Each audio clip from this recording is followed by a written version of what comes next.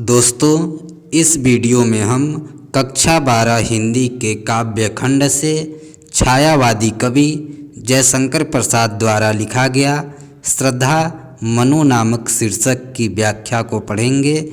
यह श्रद्धा मनु शीर्षक जयशंकर प्रसाद की प्रसिद्ध महाकाव्य कामायनी से लिया गया है। कामायनी को आधुनिक काल की सर्वश्रेष्ठ रचना मानी जाती है। कामायनी में कुल 15 सर्ग हैं। आपके पाठ का नाम श्रद्धा मनु है। तो सबसे पहले हम यह जान लेते हैं कि श्रद्धा और मनु कौन हैं। कामायनी महाकाव्य के नायिका का नाम श्रद्धा तथा नायक का नाम मनु है। कामायनी महाकाव्य में नायक मनु और नायिका श्रद्धा के संयोग पारस्परिक मिलन से मानवता को विकसित किया गया है। कथा का प्रारंभ भयंकर जलप्लावन से होता है। प्रलयकालीन भयंकर वर्षा होती है। सारा संसार जलमग्न हो जाता है। विकल वासना से व्याकुल सभी प्राणी मृत्यु की गोद में चले जाते हैं। मनु किसी प्रकार नाव का सहारा लेकर हिमालय पर्वत के तट पर पहुंच जाते हैं और वहीं पर उनकी मुलाकात एक भूली भटकी युवती श्रद्धा से होती है। प्रस्तुत छंद में श्रद्धा की रूप सौंदर्य, करुणा व प्रेम का वर्णन किया गया है। छंद के अंतिम भाग में श्रद्धा मनु को मानवता का संदेश देती हैं।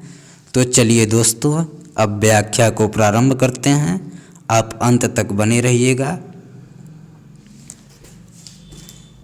प्रस्तुत छंद में श्रद्धा मनु से उसका परिचय पूछती है। तो ध्यान दीजिए।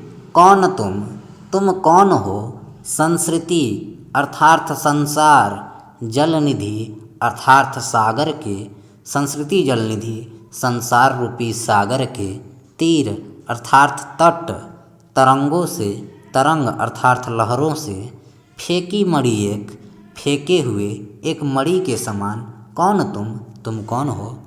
श्रद्धा मनु से पूछती है कि संसार रूपी सागर के लहरों द्वारा तट पर फेंके हुए एक मणि के समान तुम कौन हो? कर रहे निर्जन का चुपचाप प्रभा की धारा से अभिषेक। निर्जन अर्थार्थ सुनसान, प्रभा की धारा अर्थार्थ प्रभा अर्थार्थ प्रकाश, अभिषेक अर्थार्थ सुशोभित करना। जिस प्रकार सागर की लहरों द्वारा तट पर फेंकी हुई मणि अपनी आभा से तट की शोभा को बढ़ा देती है, तट को आलोकित करती है, उसी प्रकार तुम भी अपनी उपस्थिति से इस निर्जन स्थान का चुपचाप अभिषेक कर रहे हो, इस निर्जन स्थान को सुशोभित कर रहे हो। आगे देखिए, ध्यान दीजिएगा। मधुर विश्रांत और एकांत जगत का सुलझा हुआ रहस्य। मधुर, विश्रांत, थकावट भरी और एकांत, एकांत अर्थात सन्नाटे भरी जगत का, संसार का सुलझा हुआ रहस्य, सुलझे हुए रहस्य हो। तुम इस मधुर, थकावट भरी और एकांत संसार में सुलझे हुए रहस्य के समान हो। एक करुणा में सुंदर मौन, एक करुणा में तुम करुणा से परिपूर्ण हो, करुणामय हो, सुंदर मौन, किंतु तुम सुंदर मौन क्यों धारण किए हो? और चंचल मन का आलस्य, और ऐसा लगता है कि तुम्हारा चंचल मन भी आलसी हो गया है। आगे देखिए बच्चों। सुना यह मनु ने मधु गुंजार, मधुकरी सा जब सानंद। सुना यह मनु ने मधु गुंजार। जब मनु ने श्रद्धा के इस मधुर गुंजार आवाज़ को सुना, जब मनु ने श्रद्धा की इस मधुर आवाज़ को सुना, मधुकरी सा जब सानंद, मधुकरी सा अर्थात भौरों की आवाज़, भौरों की गुनगुनाहट के समान, सानंद आनंदित किया। समझिएगा, जब मनु ने श्रद्धा की इस मधुर आवाज़ को सुना तो श्रद्धा का मधुर आवाज़ मनु को भौरों की गुनगुनाहट के समान आनंदित किया। किया मुख नीचा कमल समान, किए मुख नीचा। श्रद्धा अपने मुख को नीचा कमल समान, कमल के समान नीचे की ओर झुकाई थी, झुकाकर खड़ी थी। श्रद्धा अपने कमल रूपी मुख को कमल के समान ही नीचे की ओर झुकाकर खड़ी थी। प्रथम कवि का जो सुंदर छंद और श्रद्धा के मुख से निकलने वाली आवाज़ इतनी मधुर प्रतीत हो रही थी। प्रथम कवि का जो सुंदर छंद, जैसे किसी कवि के छंद की प्रथम पंक्तियाँ हों। जैसा कि आप जानते हैं कोई भी कविता हो तो उसकी प्रथम पंक्तियाँ बहुत मधुर संगीतमय होती है, उतनी ही मधुर वैसी ही मनु को श्रद्धा की मधुर आवाज़ प्रतीत हो रही थी। अब आगे चलिए, ध्यान दीजिएगा। एक झटका सा लगा सहर्ष, निरखने लगे लुटे से कौन, गा रहा यह सुंदर गीत, कुतूहल रह न सका फिर मौन। एक झटका सा लगा सहर्ष, सहर्ष खुशी का। जब मनु ने श्रद्धा की ओर देखा तो उसे एक हर्ष का झटका सा लगा। निरखने लगे अर्थात देखने लगे लुटे से। मनु लुटा सा अर्थात सुध बुध खोकर श्रद्धा की ओर देखने लगा। कौन गा रहा यह सुंदर गीत, कि इतनी सुंदर गीत यहाँ कौन गा रही है। कुतूहल रह न सका फिर मौन, कुतूहल अर्थात जिज्ञासा, जानने की जिज्ञासा। यह जानने की जिज्ञासा कि इतनी सुंदर गीत यहाँ कौन गा रही है। मनु की रह न सका फिर मौन, शांत नहीं रह सकी।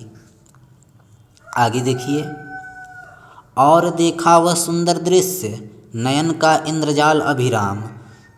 और देखा वह सुंदर दृश्य, जब मनु ने श्रद्धा के सुंदर रूप की ओर देखा। नयन का इंद्रजाल, नयन नेत्र इंद्रजाल अर्थात जादू, अभिराम सुंदर। जब मनु ने श्रद्धा के सुंदर रूप की ओर देखा तो श्रद्धा का सौंदर्य मनु की आँखों को इंद्रजाल अभिराम, सुंदर जादू के समान अपनी ओर आकर्षित कर रही थी। अभिराम अर्थात सुंदर, इंद्रजाल अर्थात जादू। कुसुम वैभव में लता समान, आभूषण पहनी हुई, सुंदर आभूषण धारण किए हुए श्रद्धा की शरीर ऐसी प्रतीत हो रही थी। कुसुम वैभव में लता समान, जैसे कोई लता फूलों से लद गई हो। चंद्रिका से लिपटा घनश्याम, यह श्रद्धा का शरीर ऐसा प्रतीत हो रहा था घनश्याम, जैसे कोई बादल चंद्रिका से लिपटा चांदनी से लिपट पड़ा हो। आगे देखिए। हृदय की अनुकृति बाह्य उदार, एक लंबी काया उन्मुक्त, मधु पवन क्रीडित ज्यों शिशुशाल, सुशोभित हो सौरभ संयुक्त। हृदय की अनुकृति, अनुकृति अर्थात नकल, बाह्य उदार, उदार एक लंबी काया, एक लंबी शरीर, उन्मुक्त अर्थात स्वच्छंद। हृदय की अनुकृति, श्रद्धा के विशाल और उदार हृदय के समान ही, अनुकृति अर्थात नकल होता है। श्रद्धा की उदार और विशाल हृदय के समान ही एक लंबी काया उन्मुक्त, उसकी शरीर लंबी और स्वच्छंद थी। उन्मुक्त अर्थात स्वच्छंद। कहने का तात्पर्य यह है कि जितना विशाल और उदार श्रद्धा का हृदय था उतनी ही लंबी और स्वच्छंद उसकी शरीर भी थी। काया, काया अर्थात शरीर। मधु पवन क्रीडित ज्यों शिशुशाल, सुशोभित हो रहे सौरभ संयुक्त। वार्तालाप के समय श्रद्धा का सुंदर शरीर ऐसा प्रतीत हो रहा था।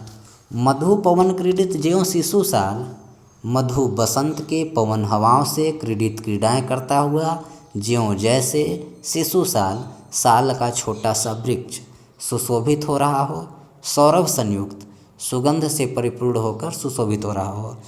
वार्तालाप के समय श्रद्धा का सुंदर शरीर ऐसा प्रतीत हो रहा था मानो जैसे बसंत की हवाओं से क्रीडाएँ करता हुआ कोई साल का छोटा सा पौधा सुगंध से परिपूर्ण होकर सुशोभित हो रहा हो।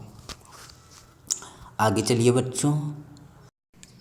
मसृण गांधार देश के नील रोम वाले मेषों के चर्म ढक रहे थे उसका वपुकांत, बन रहा था वह कोमल वर्म। मसृण, मसृण अर्थात चिकना या चमकदार। गांधार देश के, हिमालय का एक क्षेत्र गांधार। नील अर्थात नीला, रोम अर्थात बाल वाले, मेषों के अर्थात भेड़ों के, चर्म अर्थात खाल। श्रद्धा गांधार देश में पाई जाने वाली नीले बाल वाले भेड़ों की खाल से बने मसृण चिकनादार वस्त्र पहनी हुई थी। ढक रहे थे उसका वपुकांत, वपुकांत संपूर्ण शरीर। यह वस्त्र श्रद्धा के संपूर्ण शरीर को ढक रहे थे। बन रहा था वह कोमल वर्म, वर्म अर्थात कवच।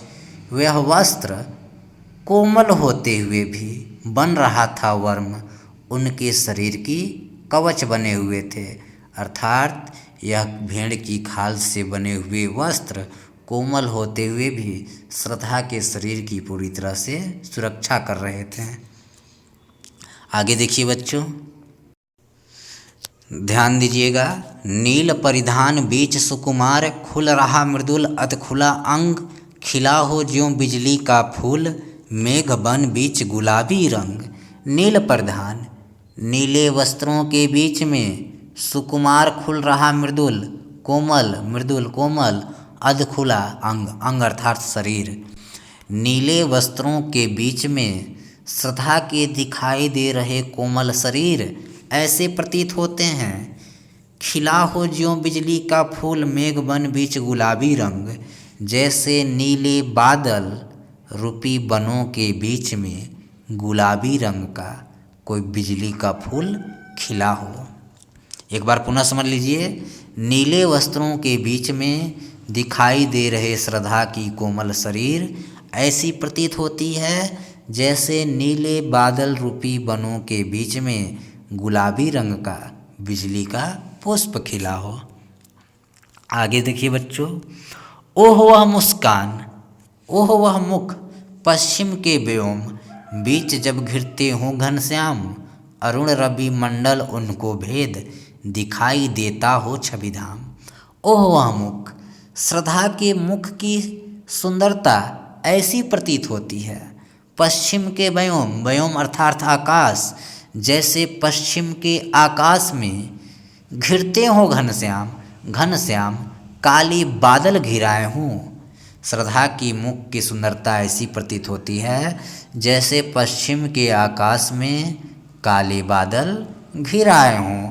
अरुण रवि और लाल सूर्य उनको भेद, बादलों को भेद कर दिखाई देता हो छविधाम, अपनी लालिमायुक्त किरणों को बिखेर रहा हो। ऐसी ही श्रद्धा के मुख की तेज कांति प्रतीत होती है। आगे चलिए बच्चों, घिर रहे थे घुंघराले बाल, अंश अवलंबित मुख के पास। घिर रहे थे घुंघराले बाल, श्रद्धा की घुंघराले बाल, अंश अर्थात कंधा, अवलंबित अर्थात लटका हुआ, मुख के पास, मुख के समीप। श्रद्धा के घुंघराले बाल कंधों पर लटकते हुए मुख के समीप ऐसी प्रतीत हो रही थी। श्रद्धा की घुंघराले बाल कंधों पर लटकते हुए मुख के समीप ऐसे प्रतीत हो रहे थे। नील घन सावक से सुकुमार सुधा भरने को विधु के पास। नील घन, नीले बादल का, सावक अर्थात बच्चा, सुकुमार अर्थात कोमल, जैसे कोई कोमल नीले बादल का बच्चा सुधा भरने को, सुधा अर्थात अमृत, अमृत को प्राप्त करने के लिए विधु के पास, चंद्रमा के पास जाने का प्रयास कर रहा हो। विधु अर्थात चंद्रमा। यहाँ पर श्रद्धा के घुंघराले बालों की तुलना काले बादलों से कर दी गई है और उनके मुख की तुलना चंद्रमा से की गई है। आगे देखिए बच्चों, और मुख पर वह मुस्कान, श्रद्धा के मुख पर उसकी वह मोहक मुस्कान अर्थात मुस्कान ऐसी प्रतीत होती है। और मुख पर वह मुस्कान, श्रद्धा के मुख की मोहक मुस्कान ऐसी प्रतीत होती है। रक्त किसलय, रक्त अर्थार्थ लाल, किसलय अर्थार्थ कपोल, कपोल अर्थार्थ पत्ता। जैसे लाल पत्ते पर, ऐसे पत्ते जो नए होते हैं, नए नए पत्ते, रक्त किसलय लाल कपोल पर ले विश्राम। अरुण की एक किरण, सूर्य की एक किरण, अम्लान, अबलान अर्थार्थ स्वच्छंद, अलसाई, अधिक आलसी होकर, अभिराम, अभिराम अर्थार्थ सुंदर। समझिएगा, श्रद्धा की मुख पर उसकी मोहक मुस्कान ऐसी प्रतीत होती है जैसे लाल कपोल पर सूर्य की कोई स्वच्छंद किरण, अधिक आलसी होकर, सूर्य की कोई सुंदर किरण अधिक आलसी होकर विश्राम कर रही हो। एक बार आप इसको पुनः समझ लीजिए। श्रद्धा के मुख पर उसकी मोहक मुस्कान ऐसी प्रतीत होती है जैसे लाल कपोल पर सूर्य की कोई स्वच्छंद सुंदर किरण अधिक आलसी होकर विश्राम कर रही हो। ऐसे ही श्रद्धा के मुख की मुस्कान प्रतीत होती है। आगे चलिए बच्चों। प्रस्तुत छंद में मनु श्रद्धा को अपना परिचय देते हुए कहता है, कहाँ मनु ने नभ धरणी बीच बना जीवन रहस्य निरुपाय, एक उल्का सा जलता भ्रांत शून्य में फिरता हूँ असहाय। कहा मनु ने, मनु श्रद्धा को अपना परिचय देते हुए कहता है, नभ धरणी बीच, किस आकाश और धरती के बीच में बना जीवन रहस्य, मेरा जीवन एक रहस्य बना हुआ है, निरुपाय, और इस रहस्य को सुलझाने का कोई उपाय भी नहीं है। एक बार पुनः समझ लीजिए। मनु श्रद्धा को अपना परिचय देते हुए कहता है, किस धरती और आकाश के बीच मेरा जीवन एक रहस्य बना हुआ है, निरुपाय, और इस रहस्य को सुलझाने का मेरे पास कोई उपाय भी नहीं है। एक उल्का सा जलता भ्रांत, शून्य में फिरता हूँ असहाय। एक उल्का सा जलता, मैं इस निर्जन स्थान में उसी प्रकार असहाय होकर फिर रहा हूँ, भटक रहा हूँ। एक उल्का सा जलता भ्रांत, शून्य में फिरता हूँ असहाय। जैसे एक जलता हुआ उल्का, एक जलता हुआ तारा शून्य में फिरता है असहाय। शून्य अर्थार्थ आकाश में असहाय होकर बिना आश्रय का इधर उधर भटकता रहता है, उसी तरह मैं भी एक जलते हुए तारे के समान असहाय होकर इस निर्जन स्थान पर भटक रहा हूँ। आगे देखिए बच्चों। कौन तुम बसंत के दूत, बीरस पतझड़ में अति सुकुमार। अब मनु श्रद्धा से पूछते हैं कि कौन तुम अति सुकुमार, सुकुमार अर्थात कोमल, कि हे सुकुमार कोमल अंगों वाली युवती, कौन तुम कौन हो। बसंत के दूत बीरस पतझड़ में तुम मुझे मेरे इस निराश पतझड़ भरे जीवन में बसंत के दूत के समान प्रतीत हो रही हो। एक बार आपको फिर से यहाँ पर समझना चाहिए। श्रद्धा मनु से पूछते हैं कि हे कोमल अंगों वाली युवती, तुम कौन हो। तुम मेरे इस नीरस पतझड़ के समान जीवन में बसंत के दूत के समान प्रतीत हो रही हो। घन तिमिर में चपला की रेख, घन अर्थात घना, तिमिर अर्थात अंधकार में, चपला की रेख, चपला अर्थात बिजली। तुम मेरे इस अंधकार भरे जीवन में चपला की रेख, बिजली की प्रकाश की किरण के समान प्रतीत हो रही हो। तपन में शीतल मंद बयार, तुम यहाँ आकर मुझे उसी प्रकार आनंदित कर दी हो। तपन में शीतल मंद बयार, जैसे तपन में भीषण गर्मी में शीतल और मंद मंद बयार आनंदित कर देती है, उसी प्रकार तुम भी मुझे आनंदित कर रही हो। आगे देखिए बच्चों। लगा कहने आगुंतक व्यक्ति, मिटाता उत्कंठा सविशेष, दे रहा हो कोकिल सानंद, सुमन को ज्यों मधुमय संदेश। लगा कहने आगुंतक व्यक्ति, तो आगुंतक व्यक्ति अर्थात आने वाली व्यक्ति श्रद्धा। लगा कहने आगुंतक व्यक्ति मिटाता उत्कंठा, उत्कंठा अर्थात जिज्ञासा। मनु की उत्कंठा जिज्ञासा को मिटाने के लिए, शांत करने के लिए लगा कहने आगुंतक व्यक्ति श्रद्धा अपने विषय में बताना प्रारंभ करती है। एक बार पुनः समझ लीजिए। मनु की उत्कंठा को दूर करने के लिए लगा कहने आगुंतक व्यक्ति, वह आगुंतक व्यक्ति श्रद्धा अपने विषय में बताना प्रारंभ करती है। दे रहा हो कोकिल सानंद, सुमन को जो मधुमेह संदेश। श्रद्धा का मधुर आवाज़ मनु को ऐसी प्रतीत होती है। दे रहा हो कोकिल सानंद, जैसे कोकिल कोयल सानंद आनंद से परिपूर्ण होकर, जैसे कोयल आनंद से परिपूर्ण होकर सुमन को, फूलों को मधुमेह संदेश, बसंत के आने का संदेश दे रहा हो, ऐसी ही मनु को श्रद्धा की मधुर आवाज़ लगती है। आगे देखिए बच्चों। भरा था मन में नौ उत्साह, सीख लो ललित कला का ज्ञान। इधर रह गंधर्वों के देश, पिता की हूँ प्यारी संतान।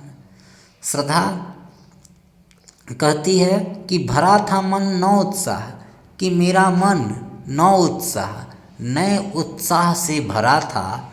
सीख लो ललित कला का ज्ञान, और मेरे मन में ललित कला का ज्ञान सीखने की इच्छा जागृत हुई। ललित कला अर्थात नृत्य, संगीत, वादन इत्यादि ललित कला के अंतर्गत आते हैं।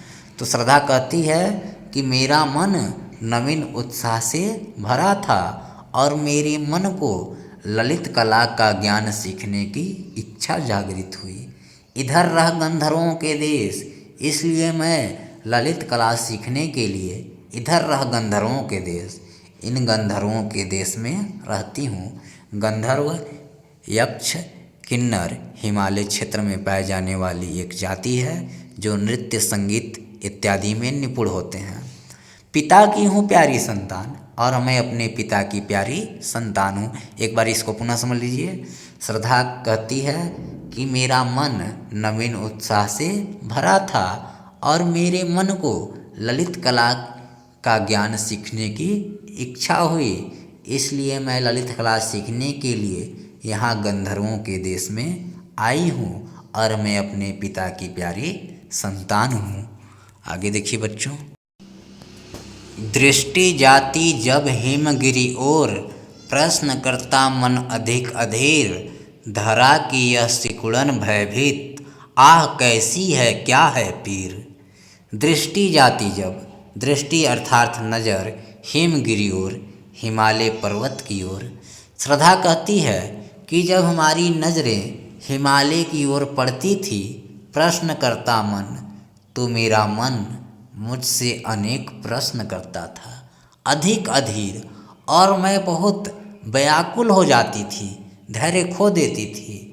धरा की यह सिकुड़न भयभीत, धरा अर्थात पृथ्वी, कि पृथ्वी के सिकुड़न के समान भयभीत करने वाली हिमालय वासियों की आह कैसी है, उनका दुख क्या है पीर, उनकी पीड़ा क्या है, उनके कष्ट क्या हैं।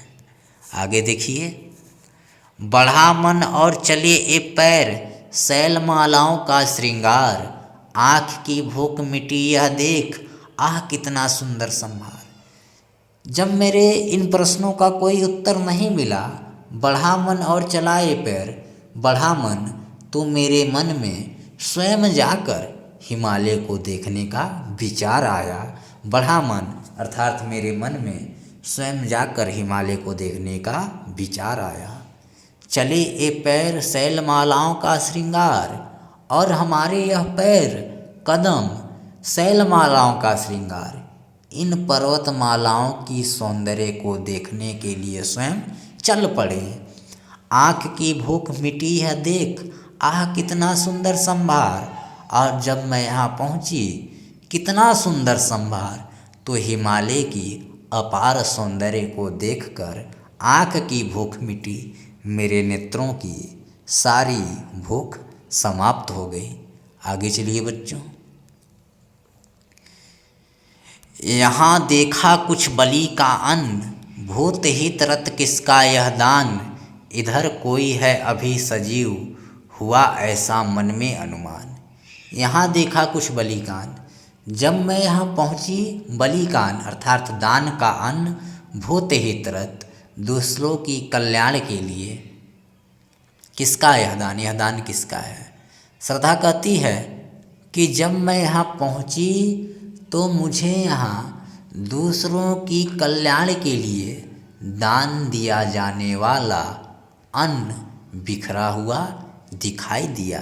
फिर समझ लीजिए, श्रद्धा कहती है कि जब मैं यहाँ पहुँची तो दूसरों की कल्याण के लिए बलि का अन्न, दान किया जाने वाला अन्न मुझे बिखरा हुआ दिखाई पड़ा। इधर कोई अभी है अभी सजीव, हुआ ऐसा मन में अनुमान। इस बलि के अन्न को देखकर, दान के अन्न को देखकर, इधर कोई है अभी सजीव, इधर कोई जीवित व्यक्ति रहता होगा, हुआ ऐसे मन में अनुमान। मेरे मन में ऐसा अनुमान हुआ और मैं आपके तक पहुँची। आगे देखिए। तपस्वी क्यों इतने हो क्लांत, वेदना का यह कैसा वेग। आह तुम कितने अधिक हताश, बताओ यह कैसा उद्वेग। तपस्वी, श्रद्धा मनु के एक तपस्वी के रूप में देखती है कि हे तपस्वी क्यों हो इतने क्लांत, तुम इतने थके हुए क्यों हो। वेदना का यह कैसा वेग, तुम्हारे मन में इतनी वेदना क्यों उमड़ रही है, इतनी वेदना तेजी से क्यों उमड़ रही है, वेग के साथ क्यों उमड़ रही है। आह तुम कितने अधिक हताश, तुम बहुत ज़्यादा हताश प्रतीत हो रहे हो। बताओ यह कैसा उद्वेग, उद्वेग अर्थात बेचैनी, बताओ तुम्हारी यह कैसी बेचैनी है। आगे चलिए बच्चों। प्रस्तुत छंद में श्रद्धा मनु को संतावना देते हुए कहती है कि दुख की पिछली रजनी, रजनी अर्थात रात, विकसता सुख का नवल प्रभात, नवल अर्थात नवीन, प्रभात अर्थात सवेरा। श्रद्धा मनु को संतावना देते हुए कहती है कि दुख की पिछली रजनी, कि दुख की पिछली काली रात कितनी भी लंबी क्यों न हो, बीच विकसता सुख का नवल प्रभात। दुख की काली रातें कट ही जाती है और सुख का एक नवीन प्रभात होता है।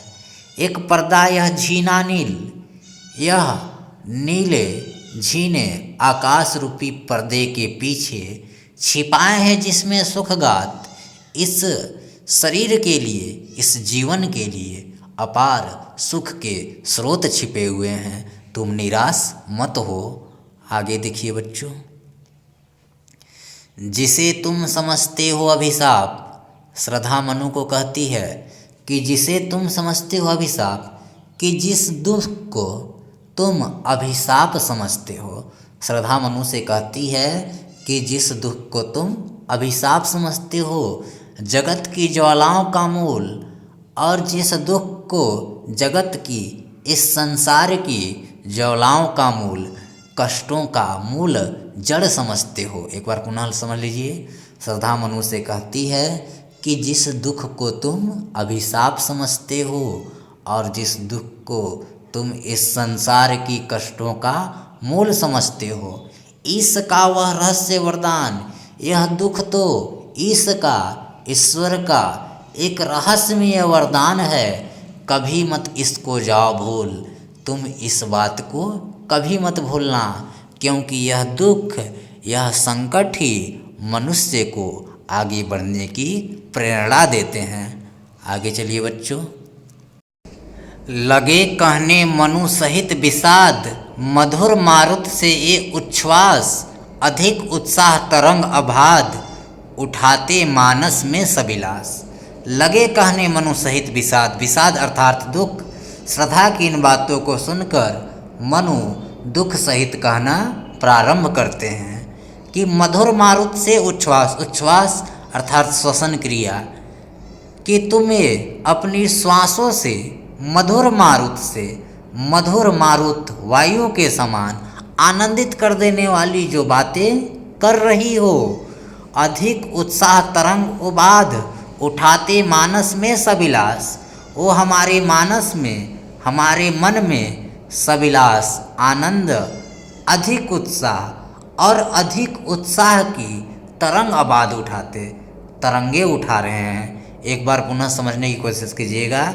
श्रद्धा की इन बातों को सुनकर मनु कहते हैं, मनु दुख सहित कहना प्रारंभ करते हैं कि जो तुम अपनी श्वासों से मधुर वायु के समान आनंदित कर देने वाली बातें कर रही हो, वह मेरे मन में आनंद और अधिक उत्साह की तरंगे उठा रही हैं। किंतु जीवन कितना निराप है, लिया है देख नहीं संदेश। निराशा है जिसका परिणाम, सफलता का वह कल्पित गे। किंतु जीवन कितना निराप है, किंतु मनुष्य का जीवन कितना निरुपाय, निराशाजनक है, बेबस है, उसके वश में कुछ नहीं है। लिया है देख नहीं संदेश, तुमने अभी इस प्रलय के संदेश को नहीं देखा है। निराशा है जिसका परिणाम, सफलता का वह कल्पित गेह, सफलता का वह कल्पित गेह। सफलता की कामना करना कल्पित गेह मात्र कल्पनाओं का घर है। निराशा है जिसका परिणाम, सफलता का परिणाम तो निराशाजनक ही होता है।